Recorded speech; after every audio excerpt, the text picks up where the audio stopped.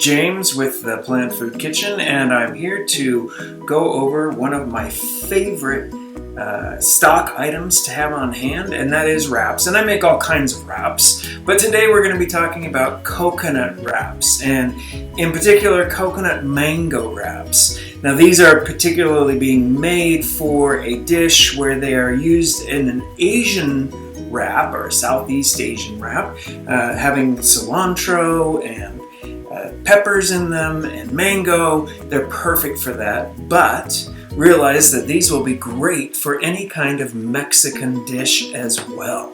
So really fantastic, all around fun, super easy wrap to make. Of course, it will work better if you're making these as a living food element if you have a dehydrator. But if you don't, you could make these in the oven on low with parchment paper and a cookie sheet.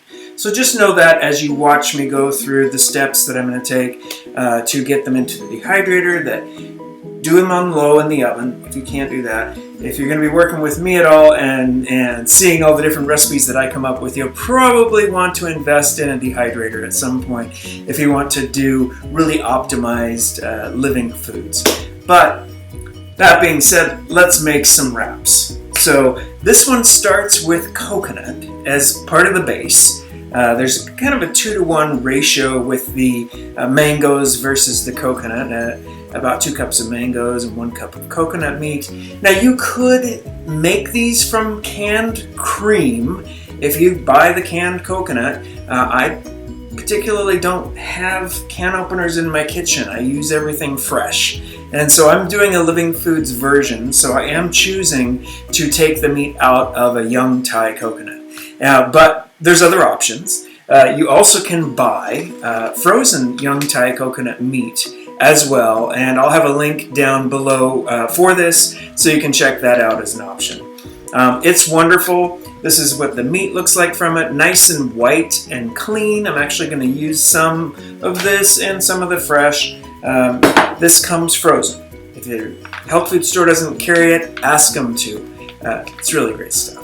If you are doing the canned ones, as I was saying a minute ago, take the cream off, not the fluid. Drain the fluid out, measure out the cream. Get 1 cup of cream. It might take you 2 cans worth, or you can find the ones that are young Thai or coconut cream full in the can instead of just coconut milk, and that would give you the great 1 cup measurement.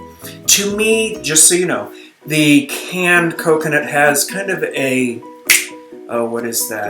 condensed milk flavor to it. It's not as fresh. It doesn't disappear into the background and let the mango and the cilantro and the pepper shine as much. It will work. It will work. Don't get me wrong. But the best way is to stick with living foods. So that's what I'm going to show you here. So here we have our young Thai coconut. These are grown, in the South Asian seas and shipped here, and they're very big. There's an encasement around this a giant green kind of coconut, the way they grow on the tree, and they've trimmed all that off down into the actual coconut casing inside is pretty small, and they have, I'm not sure what kind of system, but they get them down to this so they can pack them 9 to a case. And that's how I like to buy them, is 9 at a time in a case, because you're going to save a lot of money versus buying them individually. This I did buy individually locally at the market, and I think it was about $5.50 per coconut. Not too bad for what you can do with it, but you're going to save a lot. Go to an Asian market, you could get them down to $1.99 a coconut. And just open them all up and freeze them with the process I'm going to show you now. Okay, so this is pretty tough, but you can slice at it, as you'll see. If you have a nice Santoku chef knife like this Mac knife, don't use this. You're going to chip your knife. And take care of your knives and cherish them. You keep a good blade on them for a reason. When they're dull, they'll cut you. So choose I'm going to use a cleaver, or if you have an old knife that was meant for meat, like the old Henkel heavier bladed knife with a thicker blade on it, don't throw those away when you go plant-based. Save them as a coconut knife. So, or you can get one of these. This is a cleaver. This is a Henkel. Really good one. Holds a really sharp edge, but it has a thicker edge, which is great for opening coconuts, as you'll see here. So I take the coconut and turn it on its side. Then I will take the cleaver and I'm going to go around and take this top off. I'm going in until I feel the cleaver hit that round coconut inside, and then I shave toward the top and keep rotating it around and just shaving. What we're doing is getting the fleshy, white part of the coconut off the top to just get a clean entry into the coconut so that we can get that meat out of there. Okay? Boom. So that's all cleaned off. I can just move this aside. And this, of course, you can put into your, if you have a green yard waste bin that the trash service comes and picks up, put it in there, or you can put it in the garbage. It's not going to hurt the landfill at all. It's just plant-based material. I wouldn't, however, put it into your home compost. It will take a very long time to break in. So either stick it in the yard bin one or the trash. It'll be fine. So now, we're going to be popping a hole in here, which will immediately create a crack that goes around in a circle. You don't want to put the knife in really towards the center of it, or you're going to get a little tiny circle and you can't get that coconut meat out. We want that yummy coconut meat, and so the bigger circle we can get to pop off of here, the better. Okay? So take your knife, and by the way, there's like a peace symbol in here, and one of the sections is usually wider. I choose that wider section to put the knife in. I'm going to go out towards the outer edge and then just pick up the entire cleaver and the coconut and just pound it down.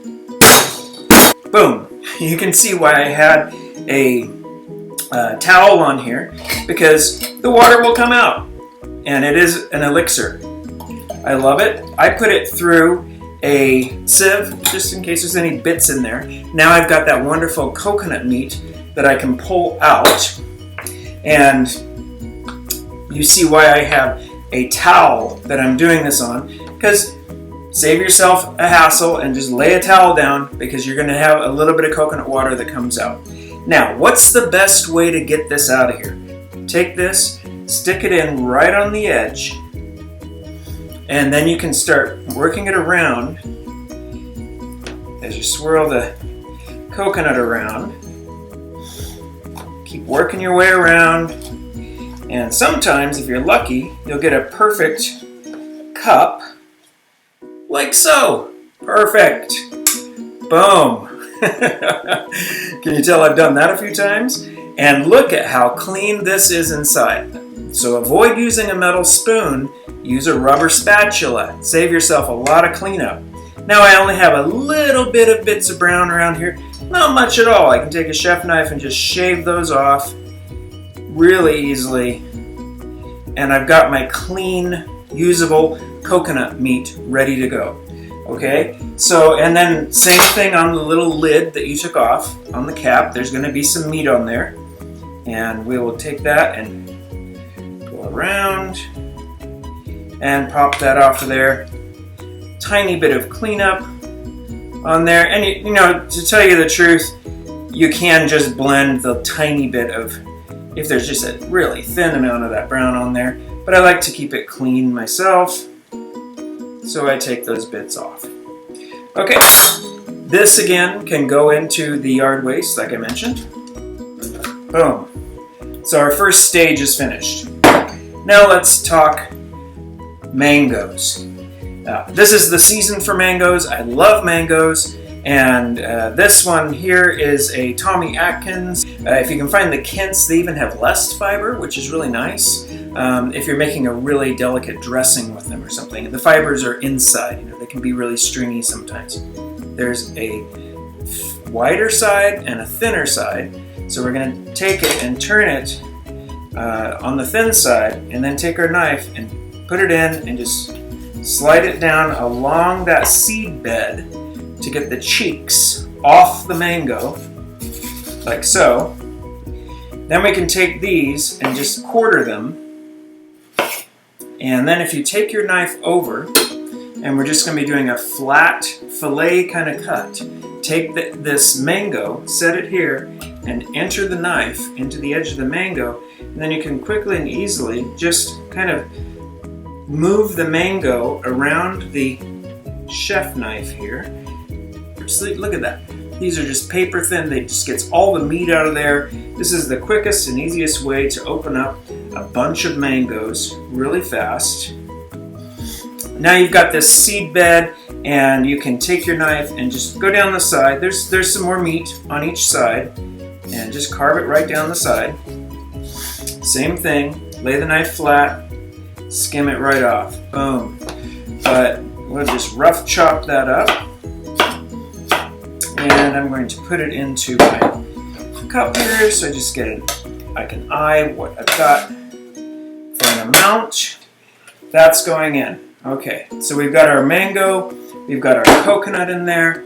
Then I'm going to add some drama to these wraps. Now you most certainly could, there's many different things you could add inside these wraps to make them taste delicious. I'm happen to be choosing a Fresno chili. I love Fresno chilies. They're spicy, but they're not quite as hot as a jalapeno. And I love the red color. We're gonna get yellow, green, and red. These are kind of like Rasta wraps, if you will, because we're gonna have some cilantro in there, some fresh cilantro, and some Fresno chili. Now the Fresno chili, I opened up, I took the seeds out, and all that white pith on the inside, that's really hot. And so just trim it off with the knife. Then I've made really thin julienne strips with the chef knife. Turn those strips and really dice them down tiny to get a micro dice of those, okay? I'm gonna wipe my board off here because we're gonna be cutting some herbs. And you don't wanna have a wet cutting board when you're chopping up herbs. I keep my herbs in a glass of water. I wash them out when I get home, so they're washed and ready to go. But then if you stick them in some fresh water and change it daily, they just keep growing. And I love having things growing around the plant food kitchen. So, but that way they're dry. That's my point. If you wash out your parsley or your cilantro or basil right before you're going to chop it, it becomes a soupy mess when you're trying to mince it. If you choose to put it in a glass of water and let it dry but stay hydrated, so it keeps really fresh but is dry when you go to use it, much better, much better. You'll see. Little tips and tricks here along the way. So I'm just going to take some of that. I need probably about a quarter cup. So I'll just trim some of that off. Now this will just keep growing. You know, if I leave it in the jar and keep changing that water, it just keeps bushing out and reappearing, which is nice.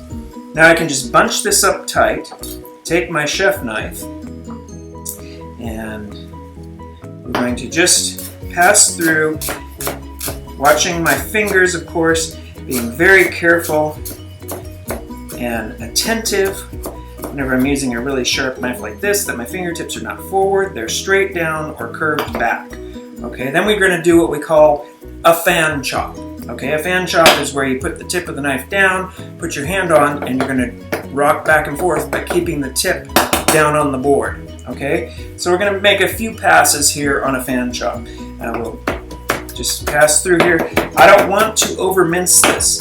Over-minced parsley, oregano, cilantro in this case, becomes bitter. So pass through a few times really quickly, and then you've got, see when you move it aside, no green goo on the board. If you've got a watery green mess here, that means you have over-minced your herbs and they're going to be bitter. I guarantee you. Do a test, you'll see, especially something like parsley and cilantro. Super mince one pile, then only mince and hold back on another one. What you're going to see when you taste them, this is going to have more sweet, still have that powerful cilantro flavor, but won't have a bitter edge right behind it. All of that juice that you've released when you over mince them makes it bitter. And I don't want bitter parsley floating around in my beautiful wrap. So that's my tip for that. So I'm going to have this ready to go. It's not going in yet for the very same reason of what I just spoke about. I would not put this in when I'm starting to blend because then it's going to be this bitter flavor of cilantro in the background. I want to see the flecks of cilantro in the wrap. That they're beautiful. And I want to see the red flecks. Like I said, we're going to have yellow, green, and red. Then you have that sweet, that spicy, and that wonderful herb flavor rounding it all out together. I love these wraps. So we're going to blend this up. Pretty easy to do. Start on low always. Good blending etiquette would say that you're going to start low and then go high and bring it up so that you know that you're not going to end up with everything on the lid and have to clean it off. So just start it low and then work your way up.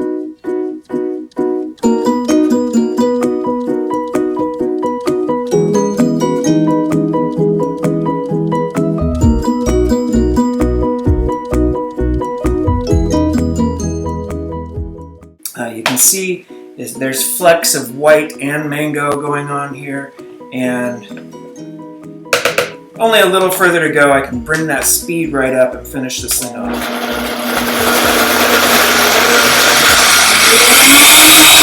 See how the vortex is just pulling everything in. Just watch.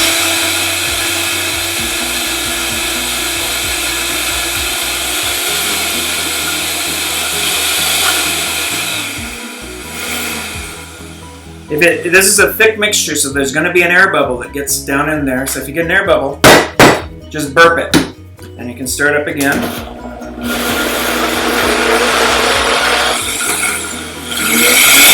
Now you don't want to get these to the point where they're thin. So I'm not going to put water in to help it blend, because it's going to work better for spreading these, as you'll see in a minute, if we don't put water into it unless you really need to. If you can get away with blending it without the water, that's fine. You can use your tamper here and go in and plunge it too if you need to. Okay? The one other thing I want to put in there is what we call an activator. This is salt. I'm just going to put a little bit of salt in there. It doesn't take much. You're talking about like maybe a quarter or an eighth of a teaspoon even. The salt is going to take that smoothie sweetness away and really round out the coconut mango blend together. Okay, so I'm going to put this back on. I am going to use the tamper just a little bit because I see there's some bits in there I want to break up a little bit more.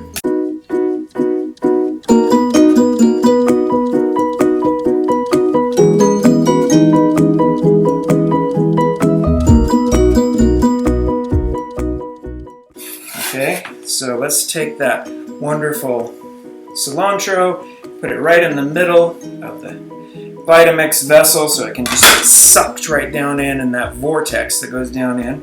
And then we've got I'm just actually going to stir these in after I pulse in the cilantro. Okay. I'm not going on super high, just pulsing. I don't have to, it was about, I don't know, 6-8 pulses, whatever that was. And now I have it spread evenly throughout the batter, okay? And then I can add in my micro-diced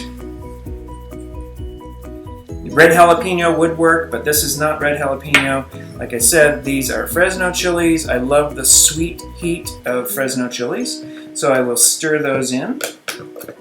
Now we have our wonderful blend ready to go, and it's time to put it on dehydrator sheets. So I'm going to show you a trick or a cheat that I have that I think works great, and it's a product that a very good friend of mine has, and that is a company called Rawsome Creations, Brenda Hinton's company, and they make a wonderful tool for creating beautiful wraps. So I'm going to set this aside, and I'm going to move my cutting board here because we're going to be grabbing a dehydrator sheet, and we're going to be spreading the wraps onto a non-stick sheet that goes into the dehydrator. So it's about a 1/4 cup per wrap. If you wanted to do 4 round wraps on here, and you could just take an offset spatula and shape them out yourself. You're going to be a little rough on the edges, but that's fine. But if you want to cheat, here's the key. This is what Brenda came out with. Okay. This is the screen that comes with the dehydrator. These are the non-stick sheets that you buy when you're making wraps and things, and this is your cheat. These wonderful templates from Rossum Creations will drop right in onto your tray, and you can do them right on here if you want. The edge of the tray can even help hold the template in place while you're doing it. No need to put this in a bowl or anything. It's going right onto the tray. Just take a 1/4 cup measurer and plop that into each one of your 4 rounds here. Doesn't have to be perfectly exact. Let's get them all pretty much the same. Like so. And gotta love people that come up with genius ideas like Brenda did. And by the way, these come in many different sizes, everything right down to little tiny rounds that I make these wonderful corn chips with. So then take an offset spatula. I love offset spatulas. I've always said that they should come with the Excalibur or dehydrator because they're so handy. So now we're just going to hold the template in place and spread out your batter here. Just take it to the edge of the template and spread it around. It makes it really quick and easy. Don't mind if there's some little bits of batter or whatever that get on the template. That just rinses off really easily later. And you can just spread those right around, like so. And you're going to get really consistent, beautiful, round wraps. How clever is that? These are amazing. RossumCreations.com. I will put a link down below this video so you can see where to get them, and you can send a note to Brenda, tell her James sent you, and she'll be very happy about that. And I'm not going to spread all 4 right now because I want to get on and show you the rest of this, but as you can see, when I lift to put these into the dehydrator, boom, I have perfect wraps. And so I will spread the rest of those later. These I have previously finished in the dehydrator, so they're ready to go. See how perfect these are? These are beautiful.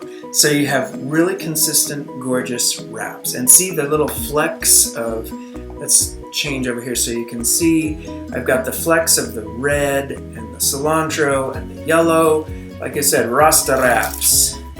So these are flexible. You can roll them up into whatever shape you need for anything. You can make these on the sweeter side and use them for creating desserts. You can use them in Mexican food. I was making Southeast Asian wraps with them. They're beautiful for. I was doing them tighter on one end and having it more like a cone when it was finished, okay? With the filling all inside the cone. And then a tip about when you're making a wrap with these. These, because it is coconut meat and mango, if you get water on these, they're going to get soggy really easily. And so if you have wet ingredients, fresh veggies and stuff you're going to be putting in here, my trick that I would recommend is to take a leafy green. This happens to be pak choy that I got from a farmer, but a dry leaf of some kind, okay? This would be wonderful. This pak choy flavor would be wonderful inside of this. And make sure you've dried the leaf off after you've washed it, and lay a dry leaf in, and then your ingredients, okay? Your sauce, your other veggies, and then roll up your wrap. And the green inside the wrap will create a barrier so that the wrap holds its integrity and isn't soggy when you eat it. Then you have this wonderful, nice, beautiful texture when you go, I could actually just eat this like it is without any fillings. I'm telling you, I love pak choi, and the sweetness and everything with the bitter of the greens would be a wonderful flavor in the mouth. But there's my tip about using these. Create some kind of barrier between the soft wrap and any kind of wet ingredients that you might have inside of it. And you're going to get a much better performance with your wraps. These are so easy to peel off. And by the way, these were only in the dehydrator for like 4 hours. And when I first go in, I go a little higher, 125, 130 for about 30 minutes, because these are really wet going in. And if you go into a 105 dehydrator, like some of the old original raw food books recommended, that's like setting these out in a hot room. And they are definitely more apt to get non-beneficial bacteria growing on them. So always play it food safe. As a chef, it's my job to know the tricks of the trade to keep the food safe for me and safe for you. So start a little higher, 125, 130 for about 30 minutes, just to make sure it gets hot enough to just kind of sterilize the top. Then you can just drop it right down to 120 or lower. I did about 120. Which is right in that range where you're holding on to all the vitamins, phytonutrients, and enzymes more in living foods, and they'll finish off beautifully. Just keep an eye on them. And sometimes, life happens. You might get an emergency call. You got to go pick up the kid from soccer or whatever, and then you come back and it's like, oh my God, they went an hour too long. Don't worry about it. Just get a squirt bottle. That's my trick. And just set it on fine mist on the bottle and take them out of the dehydrator and just mist them with that water, okay? Don't touch them. Don't do anything to them. Just walk away for a few minutes and let it soak in. And you can come back and pick it up and see if you need to add a little bit more spray on there. And you can pop them back into the dehydrator, turn it up to like 115 and just keep an eye on them. You're going to find that perfect state just like this. The water will evaporate right off. They'll get their flexibility right back. So really easy to do. So don't stress if you get them over dehydrated. Just bring the water back so we can take the water away and we can give it back. So don't worry about that. If you're going to be storing these in the freezer, I would recommend that you take some parchment and cut out some sheet, little squares, just cut it with some scissors and layer them in parchment. And you could even roll it up if you wanted, depending on how you want them to be in the freezer.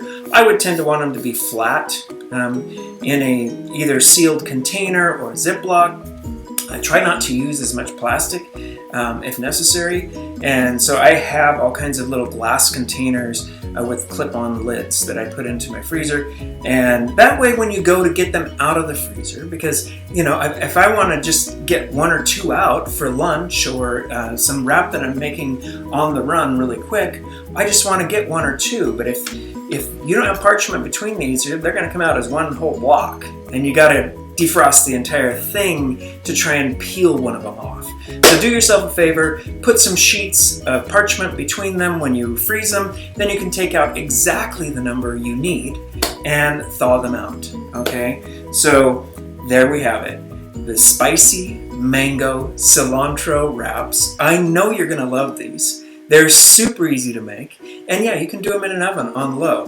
And by the way, I could mention that these new air fryers everyone's into. If you're looking at air fryers and considering different models, look for ones that also are a dehydrator. This is actually a dehydrator. And I know a lot of vegans are on the hunt for air fryers at this point, and there's a number of them that have now included the ability to go really low. Most air fryers can't do that, and this one has shelves, I'm not talking about the air fryers that you dump stuff into a non-stick, and I'm not into non-stick, for sure. I looked for one with a stainless steel inside, stainless steel shelves, and when I went through and was looking, I got one of these because everyone's doing the air fryer thing, and as a chef, I wanted to be up on the game and start developing some recipes with an air fryer.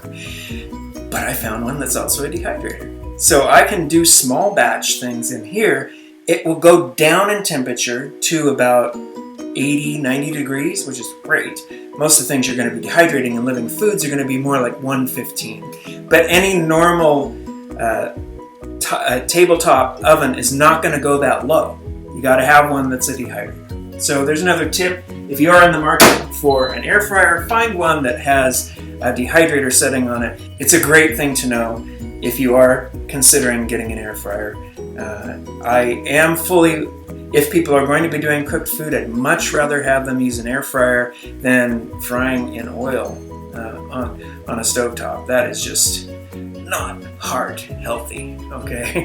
So there we have it, the wraps. You do them in the dehydrator, you do them in the oven, store them in the freezer. They will store in the freezer for up to like 6 months. In the fridge, I think that they would probably last about a month. And sometimes in the fridge, I just leave them on the nonstick sheets. I buy lots of these nonstick sheets. They're really affordable. I just layer them right on the nonstick sheets and kind of fold them up like so and stick them into a bag, and I just slide them into the fridge right on these. I've got plenty of these sheets, and that saves me not having to waste parchment paper. And they perfectly stay stuck on here and easy to pull out while they're in the fridge, okay? I don't think I'd put these in the freezer, but for quick and easy access in the fridge, these also can help you on storing them. So I know you're gonna love these. Give them a try. And make sure to hit subscribe and alerts if you want to see when I have new great tips coming out for the plant-based kitchen. And I will see you in the next video, and or if you're going to be signing up to come and study with me in my new courses that I'm coming up with for plant food cuisine, the new academy that I'm creating in mostly raw, but fused a little bit with some more cooking. So we're doing a raw fusion kind of school, and we will always give the 100% raw, but include ideas of how you might want to fuse in and do a little bit of dance with bringing in some cooked. So like I said, subscribe, hit like, share. We all love sharing with our friends, and I think I give you a lot of great tips that are worthy of passing on, and feel free.